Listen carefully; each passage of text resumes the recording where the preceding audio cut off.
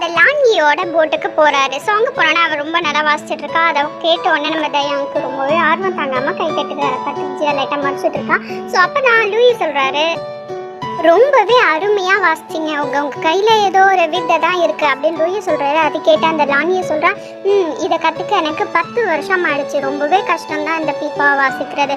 ஆனால் மக்களோட கண்ணுக்கு இதை பார்க்க சாதாரணமாக தான் தோணும்.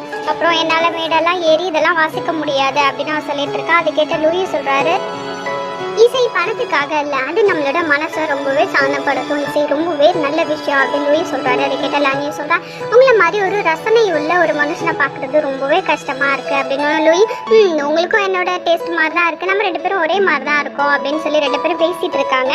அப்புறம் அந்த லானியை சொல்கிறா, தன்னோட பணிப்பெண்ணை கூப்பிட்டு டீ கொண்டுட்டு வர சொல்ல 2 பேரும் டீ குடிச்சிட்டே பேசுகிறாங்க. நான் எப்பொழுதுமே இந்த டீ தான் குடிப்பேன், ரொம்பவே டேஸ்ட் நல்லா இருக்கும் அப்படின்னு லானியை சொல்கிறா. அதை கேட்டால் லூயும் குடிச்சிட்டு டேஸ்ட்டாக இருக்குங்கிறாரு. உடனே ஜியா சொல்கிறா, உங்களோட ட்ரெஸ் பார்க்க ரொம்பவே அழகாக இருக்குது மேடம், நீங்கள் இந்த எம்ப்ராய்டிங் ஒர்க்லாம் பெரிய ஆளுங்க தான் உங்களுக்கு செஞ்சுருப்பாங்க அப்படின்னு உடனே லூயி அதட்டுறாரு. அதட்டிட்டு என்னோட பணிப்பணிக்கு நான் எப்படி பழகணும்னு சொல்லி கொடுக்கல, மன்னிச்சிருங்க அப்படின்னு. இல்லை பரவாயில்ல, அவள் சொன்னதில் என்ன இருக்குது, இந்த ட்ரெஸ் வந்து வெளியிலலாம் நான் யார்ட்டி கொடுக்குறல, இது என் கையால் நானே தான் ஃப்ரீ டைமில் செஞ்சுப்பேன் அப்படின்னு அவன் சொன்னோன்னே, நீங்கள் ரொம்பவே டேலண்ட் மேம் அப்படின்னு ஜியா சொல்கிறா. அதை கேட்டால் லானி, நீ ரொம்ப அழகாக அமைதியாக பேசுகிற அப்படின்னு அதை கேட்டோம். எனக்கு சிரிப்பு தாங்க முடியல.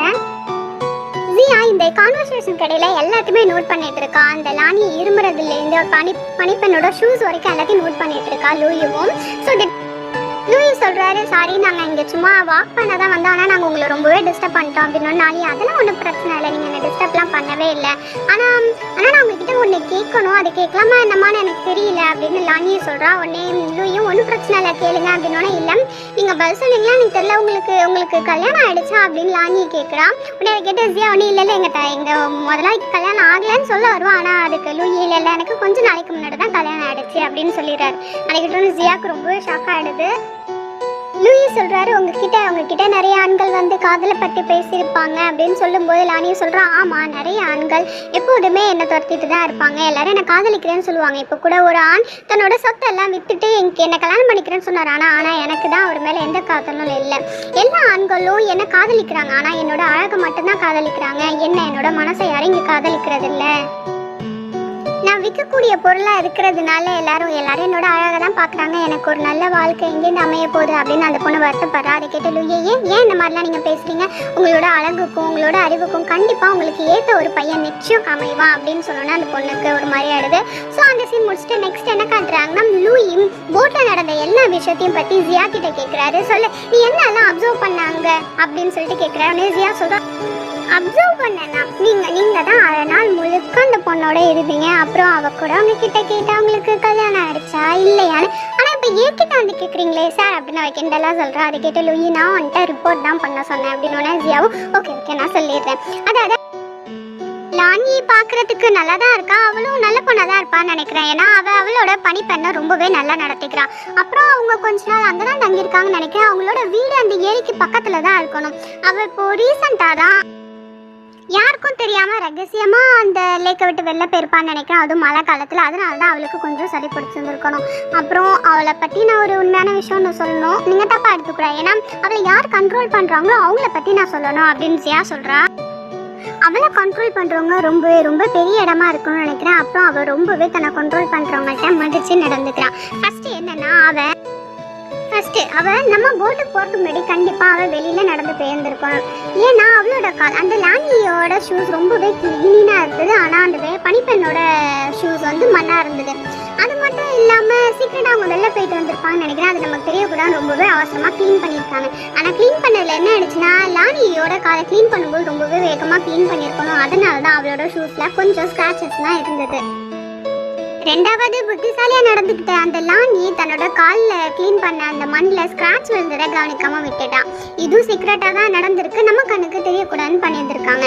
மூணாவது என்னன்னா, சீக்ரெட்டாக வெளியில் போன அந்த லானி ஒன்று பல்லக்கில் போயிருக்கணும், இல்லைன்னா குதிரை சவாரி பண்ணியிருக்கணும்னு நான் நினைக்கிறேன்.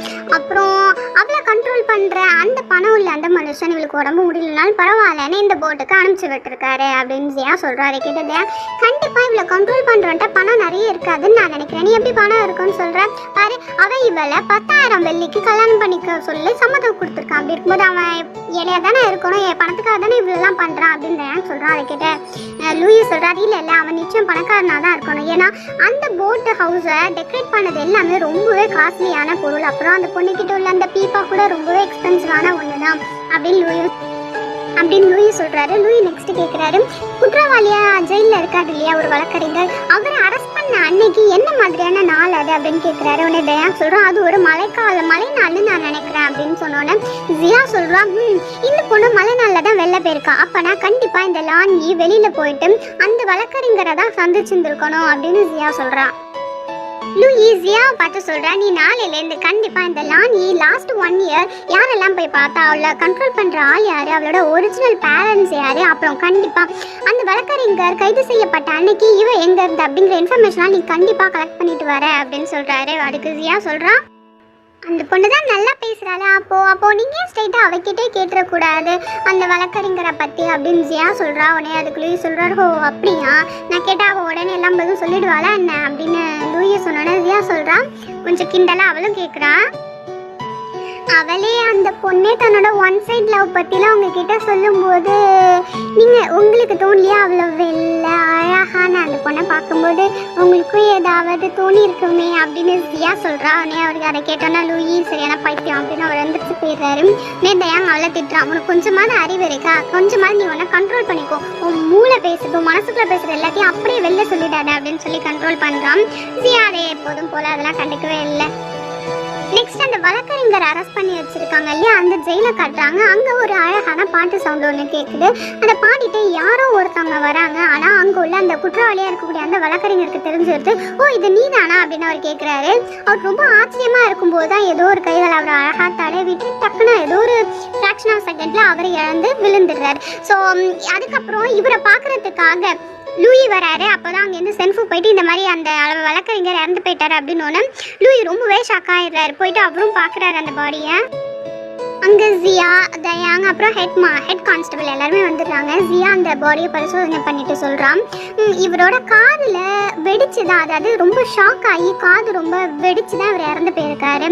வேற இவரோட உடம்புல எந்த இடத்துலையுமே காயம் இல்லை, ஆனால் இவர் இறக்குறதுக்கு முன்னாடி ரொம்பவே பயந்துருக்காரு அப்படின்னு ஜியா சொல்கிறான்.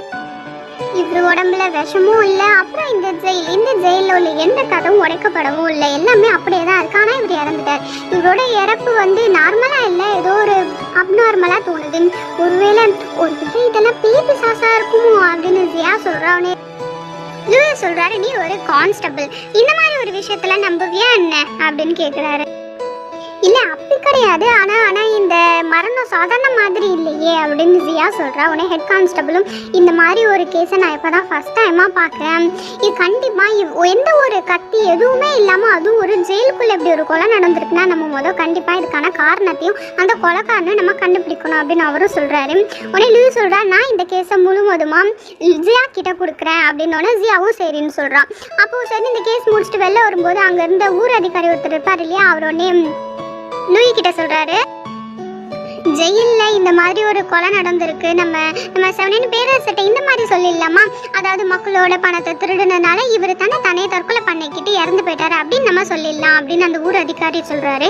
இதை கேட்டோன்னா லூயி கோமா சொல்கிறாரு, ஓ நான் எப்படி வேலை செய்யணுங்கிறத நீங்கள் எனக்கு சொல்லி தரீங்களா அப்படின்னு கேட்டோன்னா அவர் அந்த ஊர் அதிகாரி சொல்கிறாரு, இல்லை எனக்கு அந்த அளவுக்குலாம் தைரியம் கிடையாது, நீங்கள் என்ன சொல்கிறீங்களோ நம்ம அதே மாதிரி செஞ்சுருவோம் சார், சாரி சார் அப்படின்னு சொல்லிடுறாரு. ஸோ எல்லாரும் அந்த இடத்த விட்டு போயிடுறாங்க. நெக்ஸ்ட் ஜியா, ஏன் இவர் இவ்வளோ கோவப்படுறாரு, இவருக்கு வேற வேலை இல்லை, சாதாரண ஆளுங்களை பார்த்தா கோவப்படுறது, அப்புறம் பெரிய ஆளுங்களெல்லாம் பார்த்தா அமைதியாக போகிறது அப்படின்னு ஜியா சொல்கிறா. உடனே தயாங்கும் செசன் எதுவும் பேசாத, நம்மளோட வேலையை மட்டும் கவனிப்போம் அப்படின்னு சொல்லிடுறாங்க. நெக்ஸ்ட் என்ன சீன் காட்டுறாங்கன்னா, எல்லாரும் உட்காந்து சாப்பிட்டுட்டு இருக்காங்க. அப்போ தான் ஹெட் கான்ஸ்டபிள் சொல்கிறாரு லூயி கிட்ட, அதாவது நீங்கள் இந்த பிரேத பரிசோதனையை என்னோட ஸ்டூடெண்ட் கிட்ட விட்டுட்டீங்க, அதாவது ஜியா கிட்ட கொடுத்துட்டீங்க, ஒருவேளை அதில் ஏதாவது மிஸ்டேக் இருந்தது அப்படின்னா நான் திரும்பி வந்ததுக்கு அப்புறம், அதாவது என்னோட உடம்பு சரியானா நான் திரும்பி வருவேன் இல்லையா, அப்போ நான் கண்டிப்பாக அதில் உள்ளதை சரி பண்ணி கொடுக்குறேன் அப்படின்னு ஹெட் கான்ஸ்டபிள் சொல்கிறாரு. இதை கேட்ட லூயி சொல்கிறாரு, அதுக்கு ஒன்றும் அவசரம் இல்லை, நீங்கள் இங்கே உங்களோட உடம்பை ஃபஸ்ட்டு பார்த்துக்கோங்க, ஆப்ரேஷனுக்கு அப்புறம் உங்களோட கால் இப்போ எப்படி இருக்கு அப்படின்னு லூயி விசாரிக்கிறாரு. உடனே ஹெட் கான்ஸ்டபிளும் நீங்கள் கேட்டதுக்கு ரொம்பவே நன்றி, என்னோட கால் இப்போ நல்லா தான் இருக்குது அப்படின்னு ஜியா சொல்கிறான். எனக்கு ஒரு கொஸ்டின், இந்த வழக்கறிஞர் இறந்து போயிட்டாரு, ஆனால் இவர் ரொம்பவே பயந்துருக்காரு, பயந்ததுக்கப்புறம் தான் இறந்து போயிருக்காரு. இதுக்கு என்ன காரணமாக இருக்கும் நீங்கள் நினைக்கிறீங்க அப்படின்னு சொல்லிட்டு தன்னோட மாஸ்டர்கிட்ட ஜியா கேட்குறான். அதுக்கு மாஸ்டர் சொல்கிறேன், நானும் அதை பற்றி தான் யோசிக்கிறேன். நீ என்ன பண்ணுறேன்னா, கண்டிப்பாக நீ அந்த வழக்கறிஞரை பற்றி நீ விசாரிக்கிற, அதாவது அவருக்கு ஏற்கனவே ஏதாவது ஒரு வியாதி இருக்கா உடம்புல அப்படிங்கிறத பற்றி நீ முதல் கேட்டு தெரிஞ்சுக்க அப்படின்னு அவர் சொல்கிறாரு. ஜியாவும் நான் கண்டிப்பாக கேட்டுப்பேன் அப்படின்னு சொன்னானே. அப்போ தான் டேங் சாப்பாடுலாம் செஞ்சு கொண்டு வந்து வச்சுட்டு சாப்பாடுலாம் ரெடி ஆகிடுச்சு, நம்மலாம் சாப்பிட்லாம் அப்படின்னு எல்லோரும் சாப்பிட்டுட்டு இருக்காங்க. அப்போ தான் நம்மளோட செல்ல ஜியா தன்னோட வாய் வச்சுட்டு இல்லாமல் என்ன பண்ணுறானா, எல்லாரும் தன்னோட பவுலில் சாப்பாடு எடுத்து வச்சுட்டு சாப்பிட போகிறாங்க. அப்போ தான் ஜியா சொல்கிறேன், ஹே தயாவான ஞாபகம் இருக்கா, லாஸ்ட் டைம் கூட நம்ம ஒரு மர்டர், அதாவது ஒரு வீட்டில் ஒரு பாடி இறந்து கிடந்தது, அதை கூட எல்லாரும் 1 மாதம் கழிச்சு தான் கண்டுபிடிச்சி நம்மக்கிட்டே சொன்னாங்க இந்த மாதிரி. நம்ம கூட அந்த பாடியை பரிசோதனை செய்ய போனப்போ அந்த வீடு முழுக்க ஒரே புழுவாக இருந்துச்சு. அதே மாதிரி தான். ஆனால் இந்த பாடியை அதையும் கம்பேர் பண்ண முடியாது. அந்த பாடி இறந்து அந்த உடம்பெல்லாம் கொலன்னு அதை டச் கூட பண்ண முடியல, என்னால் அதை பரிசோதனையே செய்ய முடியலப்பா. அப்புறம் மாஸ்டர் நீங்கள் தானே அதை செஞ்சீங்க. அப்புறம் தயாங்கோட ஞாபகம் இருக்கா, 2 மணி நேரம் நம்ம அங்கே நிற்க முடியாமல் நின்றுட்டு இருந்தோம் ஒரே புழுக்கு. அப்புறம் அந்த புழுவெல்லாம் பார்த்ததுக்கப்புறம் நம்மளால அடுத்த 3 நாளைக்கு சாப்பிடவே முடியலை அப்படின்னு ஜியா சொல்கிறா. சொல்லிட்டு லூயோ பார்த்து ஜியா கேட்குறா, சார் உங்களுக்கு விஷயம் தெரியுமா, அந்த வீடு முழுக்க அந்த புழுவெல்லாம் எப்படி இருந்துச்சு தெரியுமா, நல்லா வெள்ளை கலரில் கொலுன்னு, அப்புறம் அப்படியே ரத்தத்தில் ஊறி எப்படி சொல்கிறது, இதை பார்த்தீங்களா இந்த சாதத்தில் எப்படி, அதான் அந்த குழம்புல எப்படி இந்த சாதம் கிடக்குதோ அதே மாதிரி ரத்தத்தில் ஊறி ஒரே புழுகாக இருந்தது அப்படின்னு ஜியா சொல்கிறா. அதை கேட்ட சென்ஃபுக்கு ரொம்பவே அருவருப்பாயிட்டு, நான் போயிட்டு அந்த குதிரை அதெல்லாம் என்னாச்சு நான் பார்த்துட்டு வந்துட்டேன் அப்படின்னு சொல்லிட்டு அங்கேருந்து சென்ஃபு கிளம்பிடுறான்.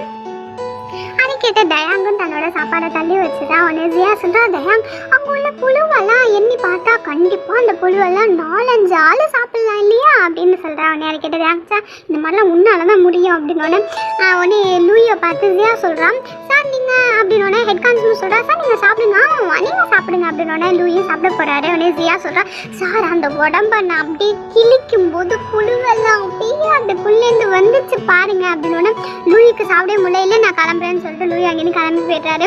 உடனே ஜியா சொல்கிறா, சார் கொஞ்சமா சாப்பிட்டுட்டு போகலாமே நீங்கள் அப்படின்னு அவர் படி கிளம்பி போயிட்டாரு. ஜியா திருப்பி தாங்க முடியல.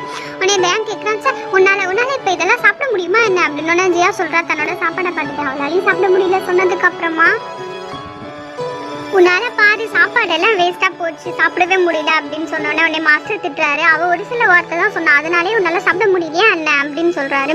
உடனே சொல்கிறா, ஆமாம் பாரு வந்ததுலேருந்து என்னை எப்படிலாம் நடத்தினாரு, அதுக்கு எனக்கு கிடைச்ச சான்ஸை நான் யூஸ் பண்ணிக்கிட்டேன் அப்படின்னு ஜியா சொல்லிட்டு அவள் வேறு எதுவும் சாப்பாடு கிடைக்குமான்னு பார்க்கறதுக்காக எழுந்திரிச்சு போயிட்டான். நெக்ஸ்ட் பேரரசரை காட்டுறாங்க. பேரரசருக்கு அந்த வழக்கறிஞர் இறந்தது தெரிஞ்சிருச்சு. ஸோ ஒரு கோபமாக கத்துறாரு, இப்போ எங்கே போய் அந்த வேலையை நான் கண்டுபிடிப்பேன், என்னோட இந்த அமைச்சரவையை நீங்கள் பிரச்சனையில் கொண்டு வந்துட்டீங்க அப்படின்னு கத்திட்டு இருக்காரு. ஸோ அங்கே அந்த வளர்ப்பு பையன் என்ன சொல்கிறான்னா, இல்லை இது எல்லாத்துமே காரணம் அந்த வழக்கறிஞர் தான், அவன் தலைநகர்லேருந்து எல்லா வெள்ளியையும் எங்கள் மூலியமாக எடுத்துகிட்டு போயிருந்துருக்கலாம், ஆனால் அவன் எங்களை பயன்படுத்தாமல் சில கேங்கை பயன்படுத்தியிருக்கான். நான் நினைக்கிறேன் அந்த கேங் மூலியமாக எல்லா வெள்ளியும் தானே திருடிக்கணும்னு நினைக்கிறான் போல, அதனால தான் அந்த கேங்காலேயே அவன் இறந்து போயிட்டான் அப்படின்னு அந்த வளர்ப்பு பையன் சொல்கிறான். இதை கேட்ட பேரரசர் ஆயிட்டு அந்த வில்லனோட அப்பா கிட்ட கேட்குறாரு யாங்சன்ட்ட.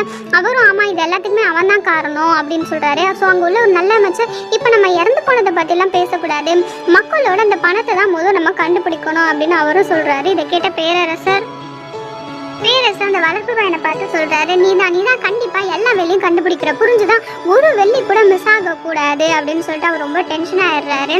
டென்ஷன் ஆனாலும் லூயோட அப்பாவை கூப்பிட்டு அவர் பேசுகிறாரு.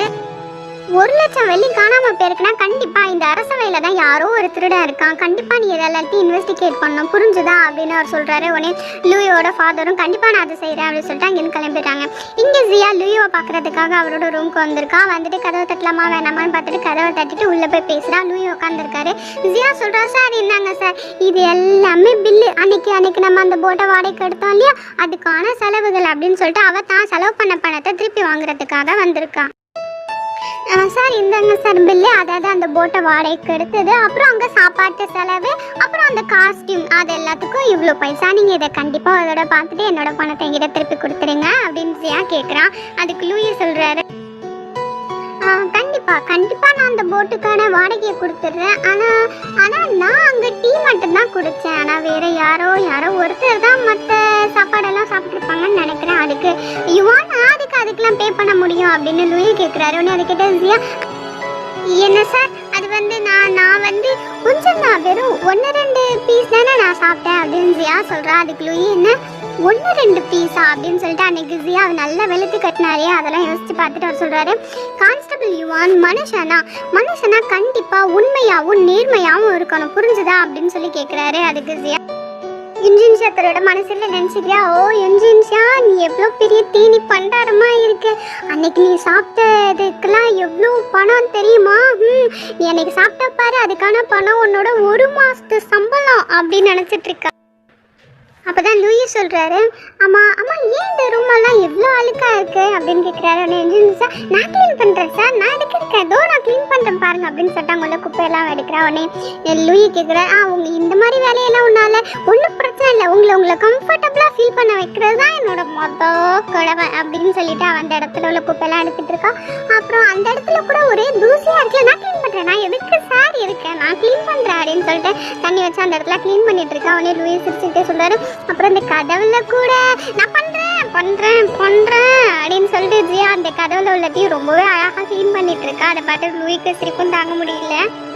ஜியா தன்னோட வேலையெல்லாம் செஞ்சுட்டு லூயி கிட்ட வந்து சொல்றாரு, சார் நான் எல்லாத்தையுமே க்ளீன் பண்ணிட்டேன், அப்புறம் என்னோட அந்த பணத்தை கொஞ்சம் அப்படின்னு ஜியா கேட்குறா. உடனே லூயி, நீ வந்து நேராக அந்த வழக்கறிஞரோட வீட்டுக்கு போயிடு நைட்டு 8 மணிக்கு, சரியா? போயிட்டு அங்கே 2வது ஃப்ளோரில் போயிட்டு லைட்டை ஆன் பண்ணிட்டு சார் என்னோட பணம், நீ அங்கே போயிட்டு லைட்டை ஆன் பண்ணதுக்கப்புறம் கோழி கூவுனதுக்கு 3வது தடவை கூவுனதுக்கப்புறம் நீ லைட் ஆஃப் பண்ணிட்டு அங்கேருந்து வந்துடு அப்படின்னு சொல்லிட்டு லூயி அங்கேருந்து வந்துச்சு கிளம்பிட்டாரு.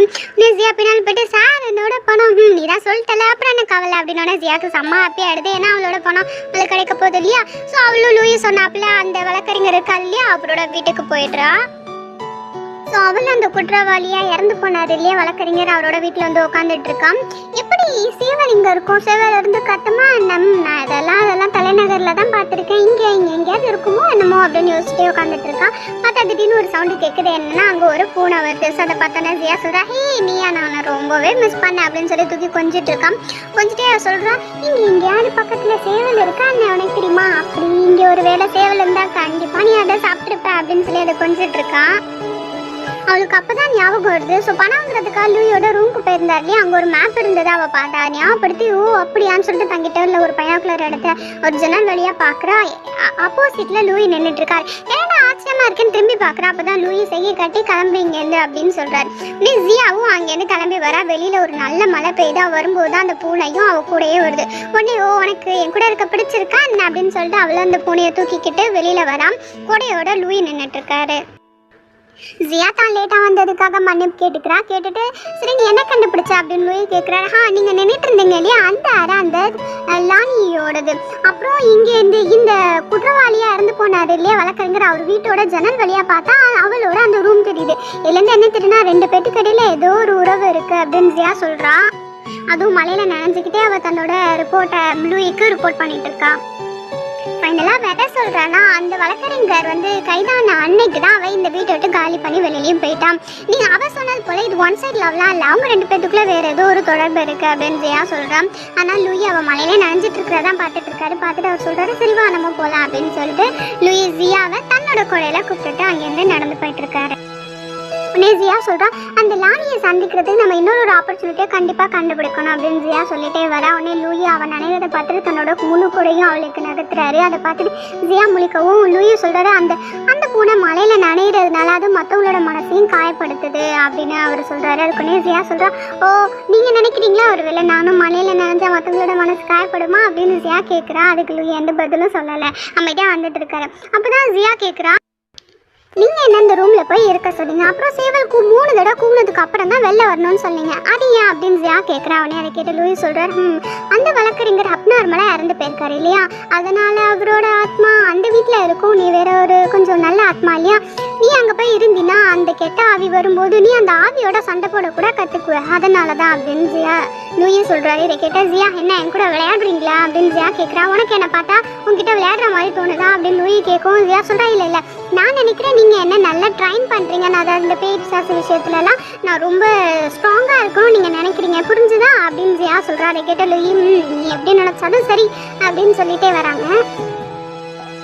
ஜியா சொல்கிறேன் நான் ரொம்ப நல்லா வேலை செய்கிறேன் இல்லையா, அதனால எனக்கு ஏதாவது அவார்டு ரிவார்டு அந்த மாதிரி எதுவும் கிடைக்குமா? உங்களுக்கு விஷயம் தெரியுமா, இந்த ஜூ நகரத்தில் வெந்நீரில் பாத் பண்ணுறது ரொம்ப ஃபேமஸாக, என்ன நம்ம ஒரு தடவை அங்கே போகலாமா அப்படின்னு ஜியா கேட்குறேன். அவனே லூயி சொல்கிறார் அடுத்த தடவை பார்க்கலாம் அப்படின்னு சொல்கிறாரு. ஸோ அதோட அந்த சீன் முடிஞ்சது. நெக்ஸ்ட் என்ன காட்டுறாங்கன்னா லூயி கிட்ட வந்துட்டு உங்களை பார்க்குறதுக்கு சில பேர் வந்திருக்காங்க அப்படின்னோன்னா லூயி யாருன்னு கேட்குறாரு. அந்த லானின்னு சொன்னோன்னா லூயி வந்து பார்க்குறாரு, 2 பேர் நின்றுட்டு இருக்காங்க. அப்போ தான் லூயி சொல்கிறாரு லானியை பார்த்து உனக்கு என்னோட உண்மையான ஐடென்டிட்டி தெரிஞ்சிருச்சு போல அப்படின்னு சொல்கிறாரு. அந்த லானியை சொல்கிறா நான் போன தடவை உங்களை பார்த்தப்ப ஏதாவது ஒரு தவறாக வார்த்தை பயன்படுத்தியிருந்தா நீங்கள் என்ன மன்னிக்கணும் அப்படின்னு சொல்கிறா. அதை கேட்ட லூயி ஏன் உனக்கு என் மேலே கோவம் இல்லையா, நான் என்னோட உண்மையான ஐடென்டிட்டியை மறைச்சிட்டேனே அப்படின்னு லூயி சொல்கிறாரு. அதுக்கு அவள் சொல்கிறா நீங்கள் உங்களோட வேலையை தானே பார்த்தீங்க, அதனால ஒன்றும் பிரச்சனை இல்லை அப்படின்னு அவள் சொல்கிறா. உடனே நீ ரொம்பவே புத்திசாலி அப்படின்னு லூயி சொல்கிறாரு. அதை கேட்ட லானியை சொல்கிறா உங்களுக்கு ஆச்சரியமா இல்லையா எனக்கு எப்படி உங்களை பற்றி தெரியும் அப்படின்னு கேட்டோன்னே லூயி சொல்கிறேன் நீயும் சாகுவாஞ்சியும் க்ளோஸ் ஃப்ரெண்ட் இல்லை அப்படின்னோடனே அவள் சொல்கிறா ஆமாம் நீங்கள் வந்துட்டு போன கொஞ்ச நாள் கழிச்சு சாகுவாஞ்சி என்ன பார்க்க வந்திருந்தா, அவள் தான் சொல்லியிருந்தா இந்த மாதிரி அந்த வழக்கறிஞர் ஜெயிலே இறந்து போயிட்டாரா அப்படின்னு சொன்னான். அதுக்கப்புறம் இந்த கேஸை விசாரிக்கிறதுக்காக தலைநகர்லேருந்து வந்திருக்கிற லூயி உன்னை பார்க்க வந்தாரு அப்படின்னு சொன்னோன்னு தான் எனக்கு புரிஞ்சுது எல்லாமே அப்படின்னு அவள் சொல்கிறான். லூயி சொல்கிறாரு நான் எப்போ உன்னை பார்த்துட்டு வந்தனோ அப்போலேருந்து நான் உன்னை ரொம்பவே மிஸ் பண்ணேன். ஏன்னா நான் இந்த கேஸை எடுத்துக்கும் போது உனக்கும் அந்த வழக்கறிஞருக்கும் கொஞ்சம் க்ளோஸ் அப்படின்னு நான் கேள்விப்பட்டேன், அதனால தான் உன்னை பார்க்குறதுக்காக வந்தேன். உனக்கு நீ ரொம்பவே புத்திசாலியாக இருக்கிறதுனால அவரை பற்றி உனக்கு தெரியும் நான் நினைக்கிறேன் அப்படின்னு சொல்லி லூயி கேட்குறாரு. உடனே அந்த பொண்ணு ஆமாம் எனக்கு அவரை நல்லாவே தெரியும், அவர் இந்த ஜூ நகரத்துக்கு வந்ததுக்கு காரணமே அந்த பாலத்தை ரிப்பேர் பண்ணுறதுக்காக தான். ஸோ அது விஷயமா நாங்கள் 2 பேரும் கொஞ்சம் பேசிக்கிட்டோம். அப்புறம் நான் அவரை ஒரு 2-3 தடவை தான் பார்த்துருக்கேன்னு நினைக்கிறேன் அப்படின்னு அவள் சொல்கிறா. உனக்கு அவரை பற்றி கொஞ்சம் தான் தெரிஞ்சிருக்கு அப்படின்னு லூயி சொல்கிறாரு. உடனே அந்த லானியை சொல்கிறா ஆமாம் நானும் அவரும் அதிகமாக பேசிக்கிட்டது கிடையாது, அவர் பாலத்தை பற்றி சொன்னார், ஆனால் அவர் அரசவையில் இருக்கிறத பற்றி ஒரு தடவை கூட என்கிட்ட சொன்னதே இல்லை. நான் ஏன் உங்ககிட்ட மறைக்கணும், உங்ககிட்ட ஒரு சில உண்மையை சொல்கிறேன் அப்படின்னு சொல்லிட்டு அவர் சொல்கிறா. என்ன சொல்கிறான்னா நான் வந்து ஏழை வீட்டில் தான் பிறந்தேன், ஆனால் என்னை ஒருத்தர் எடுத்து வளர்த்தார். அவர் சொன்னார் என்ன கல்யாணம் பண்ணிக்கணும்னா 10,000 வெளி கொடுத்தா தான் முடியும் அப்படின்னு சொல்லிட்டார். எனக்கு அந்த வாழ்க்கை பிடிக்கல, அங்கேருந்து எப்படியா தப்பிச்சு வரணும்னு நான் நினச்சேன். அந்த நேரத்தில் தான் இவரோட எனக்கு ஒரு நட்பு உருவானுச்சு. அவர் பாலம் கட்டுறதுக்காக நிறைய பணம் செலவு பண்ணாரு. அப்படி இருக்கும்போது இந்த 10,000 வெள்ளி ஒன்றும் பெரிய அமௌண்ட்டாக அவருக்கு இருக்காது இல்லையா, அதனால அவர் அப்படின்னு அவர் சொல்லிட்டு இருக்கா. அப்போதான் லூயி சொல்கிறாரு நானும் அந்த வழக்கறிஞரோட வீட்டுக்கு போனேன், அவரோட வீட்டிலேருந்து அந்த ஜன்னல் வழியாக நான் ஜன்னல் வழியாக என்ன பார்த்தேன்னு உனக்கு புரியுதா அப்படின்னு சொன்னேன்னே அந்த லானிக்கு ரொம்பவே ஷாக் ஆகிடுது. அவள் சொல்கிறா அந்த ஜன்னல் வழியாக நான் என்ன பார்த்தேன்னா நான் உன்னோட ரூமை பார்த்தேன், அப்புறம் நீ அவர் கைதானதுக்கப்புறம் நீ அந்த வீட்டை விட்டு காலி பண்ணி போயிட்ட அப்படின்னு லூயி சொல்கிறாரு. நான் இதை எதிர்பார்த்தேன் தான். எம்ப்ராய்டரி யூனிஃபார்ம் கார்டு லூயி ரொம்பவே புத்திசாலி, அதுதான் எனக்கு ரொம்பவே பிடிச்சிருந்தது. அப்புறம் அந்த வழக்கறிஞர் என்னை துரத்திக்கிட்டே இருந்தார், அவருக்கு என்ன பிடிக்கும் அப்படின்னு சொல்லிட்டு இருந்தார். நான் எவ்வளவோ மறுத்தோம், அவர் என்னோட பேச்சை கேட்கல, ஆனால் என்னோட வளர்ப்பு தந்த பேச்சை தான் அவர் ரொம்பவே கேட்டுட்டு இருந்தார். அவர் என்கிட்ட நல்லபடியாக பழகினதுனால நான் அவருக்கு கிஃப்டாக ஒரு பை கொடுத்தேன், ஒரு சின்ன ஹேண்ட்பேக் மாதிரி ஒன்று குட்டி வாசனை பை கொடுத்தேன். அவர் எனக்கு மேக்கப் பாக்ஸ் கொடுத்தார், அவ்வளோதான் எங்களோட உறவு அப்படின்னு அவர் சொல்கிறான். இந்த ஜூ நகரத்திலே விலை கம்மியாக விற்கக்கூடிய ரொம்பவே வீக்கான பொண்ணு நான் மட்டும்தான் அப்படின்னு சொல்லி வருத்தப்படுறான். ஓ அவ்வளோதானா அப்படின்னு லூயி கிட்டன்னு சொல்கிறான். நீங்கள் ப்ளீஸ் தயவு செஞ்சு என்னை நம்புங்க, அவர் தான் என்னை காதலிச்சார், நான் அவரை மட்டும் இல்லை நான் யாரையுமே காதலிச்சல உங்களை தவிர. நான் எப்போ உங்களை பார்த்தனோ நான் உங்களை எப்போ பார்த்தனோ அப்போவே எனக்கு உங்களை ரொம்ப பிடிச்சிருச்சு, நான் உங்களை காதலிக்க ஆரம்பிச்சிட்டேன் அப்படின்னு சொல்லிட்டு லூயோட கையை பிடிச்சிட்டு இருக்கா. ஸோ அவரும் அதை பார்த்துட்டு இந்த கேஸில் நீ சொல்கிறதுக்கு வேறு எதுவும் இல்லைன்னா நீ கவலைப்பட வேண்டிய அவசியமே இல்லை அப்படின்னு சொல்லிட்டு இருக்காரு. உடனே ஜியா அங்கே வந்துட்டான். ஜியா அவங்க 2 பேரும் கை பிடிச்சிட்டு இருக்கிறத பார்த்தோன்னா ரொம்பவே ஷாக் ஆயிடுறா. அதை பார்த்தோன்னா லூயி டக்குன்னு அவளோட கையை தட்டி விட்டுட்டு தன்னோட கையை எடுத்துடுறாரு. ஸோ அதோட அந்த சீன் முடிஞ்சது. நெக்ஸ்ட் என்ன பண்ணுறேன்னா ஜியா வந்து அந்த ஜியோட உட்காந்து பேசிட்டு இருக்கா. அவங்க 2 பேரும் உட்காந்துட்டு ஒரு ட்ராமா பார்த்துட்டு இருக்காங்க. அப்போ தான் ஜியா சொல்கிறான் நீ எனக்கு நன்றி சொல்கிறேன்னு என்னை கூப்பிட்டுட்டு இப்படி ஒரு ட்ராமா உட்காந்து பார்க்க வச்சுட்ருக்கேன், பரவாயில்ல உன்னோட இந்த ஹாபி கூட நல்லா தான் இருக்குது அப்படின்னு ஜியா சொல்கிறா. அதை கேட்டு சிசி நீ எப்போ பார்த்தாலும் என்னை ரொம்ப லோவாகவே எடை போட்டுட்ருக்க அப்படின்னு சொல்லிட்டு இருக்கான். நான் ஒன்றும் பரம்பரை அதிகாரி வீட்டில் ஒன்றும் பிறக்கல லூயி மாதிரி. நான் ஒரு பிஸ்னஸ் மேன் ஃபேமிலியில் பிறந்த பையன். எனக்கு கொஞ்சம் என்டர்டைன்மெண்ட்லாம் இருக்குமா அப்படின்னு ஜிஜி சொல்கிறான்.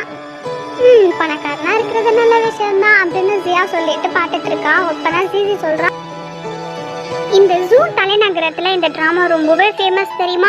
ரொம்ப வருஷம் முன்னாடி இந்த சீட்லாம் ரொம்பவே ஃபுல்லாக இருக்கும். ஆனால் ஒரு கொலை ஒன்று நடந்துருச்சு, அதுக்கப்புறம் இங்கே யாருமே வரதில்லை அப்படின்னு நான் சொல்கிறான். கேட்ட ஜியா, என்ன கொலை நடந்துருச்சா? ஆமாம், முன்னாடி இங்கே ஒரு கொலை நடந்துருச்சு, அதுக்கப்புறம் இங்கே யாரும் வரதில்லை. இப்போ நான் ஒரு ஆக்ஷன் பண்ணி கட்டுறேன், அதை பார்க்குறேன் அப்படின்னு சொல்லிட்டு அவளை இம்ப்ரெஸ் பண்ணுறதுக்காக எதோ பண்ணிட்டு இருக்கான். அவளும் இவங்க இருக்கான் லூஸு அப்படின்ட்டு அவளும் அமைதியாக உட்காந்துட்டு இருக்கான். அப்போ தான் அவன் கேட்குறான், ஆமாம் நான் கேள்விப்பட்டேன் அந்த வழக்கறிஞர் ஜெயிலில் இறந்து போயிட்டாராமே அப்படின்னு நான் சொல்கிறான். ஆமாம் இறந்து போயிட்டார். விஷயம் தெரியுமா? எந்த எவிடன்ஸுமே இல்லை, அப்புறம் அங்கே எந்த ஒரு அசம்பாவிதமும் நடக்கவே இல்லை, அவர் மேலே எந்த காயமும் இல்லை. ஆனால் அவர் இறந்து போயிட்டார், அதுவும் காது வெடிச்சு ரத்தம் கூட வெளியில கசியில இறந்துட்டாரு அப்படின்னு ஜியா சொல்றான். உடனே சொல்கிறான், இந்த மாதிரி தான் முன்னாடி நடந்துச்சு, என்னோட மாஸ்டர் சொல்லியிருக்காரு, காது கிட்ட ஏதோ ஒரு பஞ்ச் ஒன்று இருக்குமா, அதை நம்ம ஏதாவது ஒரு பொருள் வச்சு நல்லா ப்ரெஸ் பண்ணால் அது உள்ளே போயிட்டு மூளைக்கு ரத்தத்தை வர வச்சு நம்மளை சாகடிச்சிருமா. அதை ப்ரெஸ் பண்ணுறதுனால தான் அப்புறம் காதில் உள்ள அந்த பட்ஸ் கூட வெடிச்சிருமா அப்படின்னு அவன் சொல்கிறான். அதுக்கிட்ட ஜியா ரொம்பவே ஷாக்காயிடான். அப்புறம் அவனுக்கு ஒரு விஷயம் தெரியுமா, இங்கே ஒரு கொலை ஒன்று நடந்துச்சுன்னு சொன்னல, அது கூட அப்படி தான் நடந்துச்சு. ஆனால் அப்போ உள்ள அந்த காவலர்கள்லாம் அந்த கேஸை விசாரிக்க தெரியாமல் விட்டுட்டாங்க.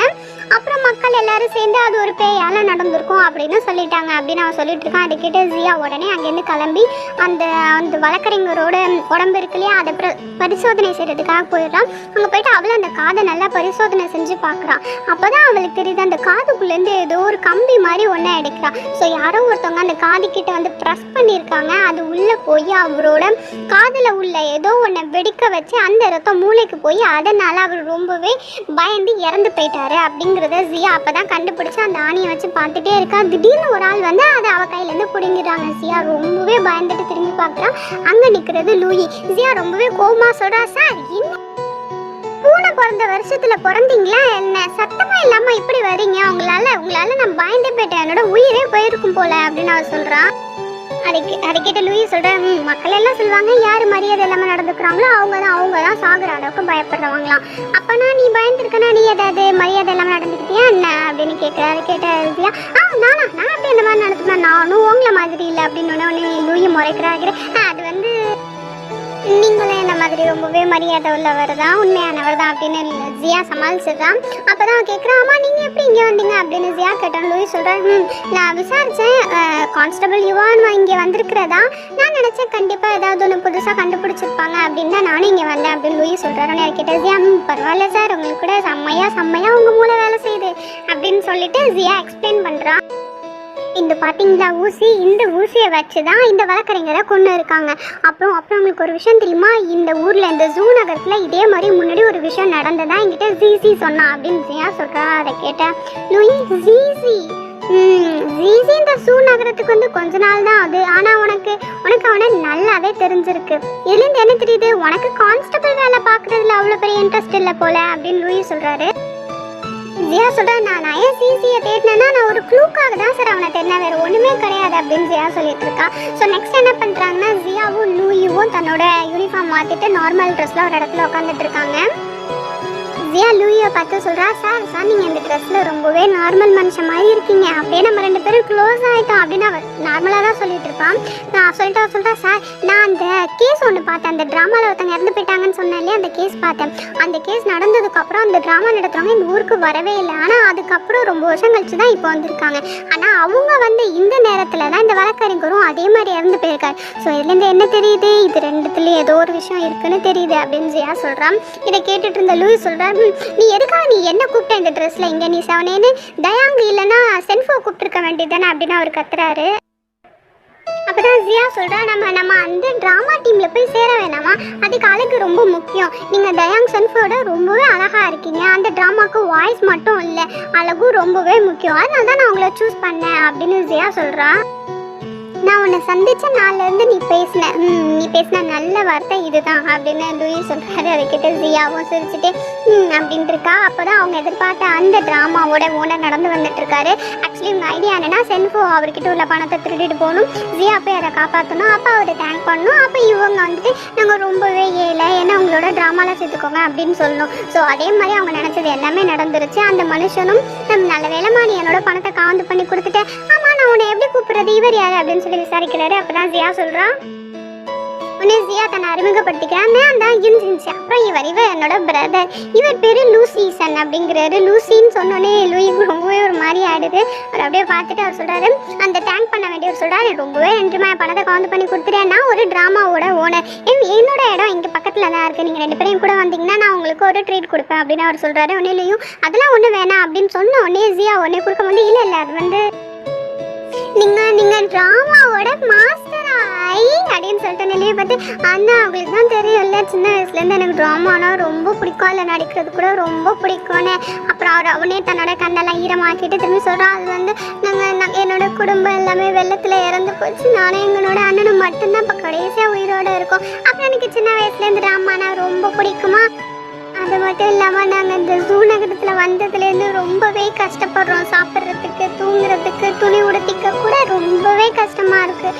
அப்புறம் எங்களோட எதிர்காலத்தை நினச்சா என்ன செய்கிறதுனே எனக்கு தெரியல அப்படின்னு சொல்லிட்டு ஜியா அழுதுட்ருக்கா. ஆக்சுவலி நடிச்சிட்ருக்கா. அதை பார்த்த அந்த மாஸ்டரும் ஓ அப்படி இருக்கா, அப்போனா நீங்கள் உன்னை பார்த்தா உனக்கு நாடக திறமை இருக்கு போல அப்படின்னு அந்த மாஸ்டர் கேட்குறாருன்னு சொல்கிறான். எனக்கு கொஞ்சமாக இருக்கணும், நான் சொல்லி கொடுத்தா கற்றுக்குவேன் அப்படின்னா. அப்போ சரி கடவுளுக்கு உங்கள் மேலே நிறையவே இறக்கம் இருக்கு, அதனால தான் நம்ம 2 பேரும் இப்போ மீட் பண்ணிட்டோம். சரி நீங்கள் என்னோட ட்ராமாவில் வந்து சேர்ந்துக்கிறீங்களா, அங்கே எங்களுக்கு கூட கொஞ்சம் ஆளெல்லாம் தேவைப்படுது அப்படின்னு ஜியா ஒத்துக்கிறான். ஆனால் லூயிக்கு அது பிடிக்கல. சரி அந்த மாஸ்டரும் அவங்க 2 பேரும் கூட்டிட்டு தன்னோட அந்த நாடக டீமுக்கு கூட்டிகிட்டு போய் அங்கே உள்ள ஒரு பெரிய ஆள்கிட்ட அறிமுகப்படுத்தி வைக்கிறாரு. இந்த மாதிரி இவங்க 2 பேரும் புதுசாக வந்திருக்காங்கப்பா, இவங்களோட டேலண்ட் எல்லாம் ஒரு தடவை சோதிச்சுட்டு என்னென்ன அந்த டைலாக்ஸோ அதெல்லாம் கொடுத்துட்டு இவங்களை ரெடி ஆக்கிடு அப்படின்னு சொல்லிட்டு போறாரு. ஸோ அந்த மாஸ்டர் அங்கேருந்து போனதுக்கப்புறம் ஜியா அங்கே உள்ள ஒரு ஆள்கிட்ட கேட்குறாரு, நீங்கள் எத்தனை வருஷமா இருக்கீங்க, மாஸ்டர் எத்தனை வருஷமா இங்கே இருக்காங்க அப்படின்னு எல்லாத்தையும் கேதர் பண்ணிட்டு இருக்கான். ஸோ அப்போ அவர் அதெல்லாம் சொல்லிட்டே இருக்கும்போது ஜியா கேட்குறேன், ஆமாம் இந்த ட்ராமா கம்பெனியில் ஏன் ஆட்கள் ரொம்பவே கம்மியாக இருக்காங்க அப்படின்னு அவர் சொல்கிறாரு. ஆமாம்மா முன்னாடி எங்களோட ட்ராமா ரொம்பவே ஃபேமஸாக இருந்தது, அப்போ நிறைய பேர் வந்துட்டு இருந்தாங்க, நிறைய பேர் கற்றுட்டு இருந்தாங்க.